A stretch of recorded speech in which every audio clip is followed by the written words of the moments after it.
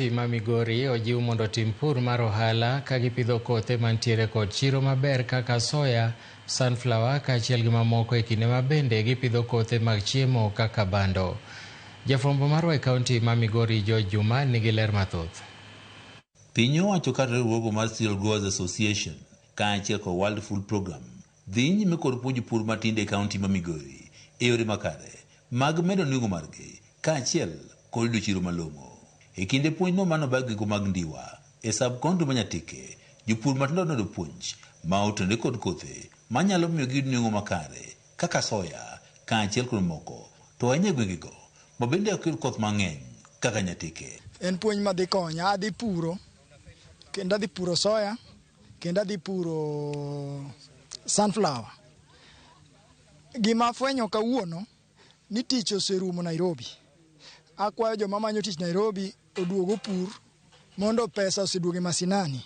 Janet Omolo, riwruogno mar Cereal Growers Association, mane otelo puonjni ne onego gombo margi en ni jopur koro donjo e pur mar ohala ka bende gikono jopur mondo koro pidh kothe bende kontie kod chiro maber ma oting'o mano mar soya kaachiel kod sunflower. Ok wan ni wa promote other crops to waweyo oduma. Oduma en gima ging'eyo kendo gipuro ga pile pile. But koro to get income mar biashara. So oduma bende wajiwo nikech watimo nigi trainings empowerment mondo gibed gi yuto mamalo to gi some extra income.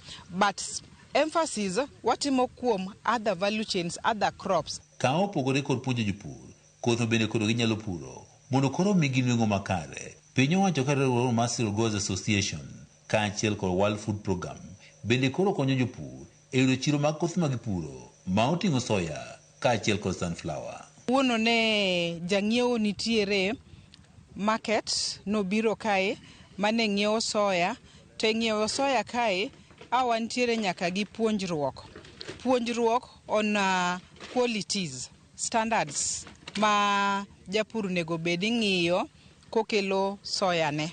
Japur nyalo ga ywagre ni yawa an soya na nobedo rejected to mano ok wadwar. Koro wadwaro ni gibende giwinjo koa kuom jang'iepo owuon. Moko kuom jopur mosewako kothe moko kaka mano mar soya e gwenge mag Nyatike wach ni gisudo nweng'o maber ka ipimo kod kothe mamoko kaka mano mar oduma ma gisebedo ka gipidho kuom higni mathoth. Koro last year ne ging'iewnwa soya tan mang'eny.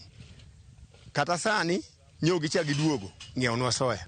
Nause about half ton. Ka compare oduma gi soya, ayudo ka soya no ema yuto ne ber nikech en cereal ma kipidho tiyudo nengo ne ni malo.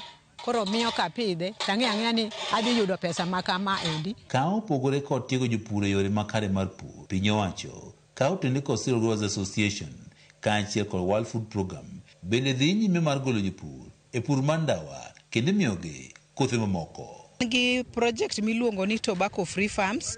Tobacco Free Farms en ni watemo ng'iso jopur wagolo jopur mondo we puro ndawa to wamiyo gi alternatives, wamiyo gi gik machielo ma ginyalo timo.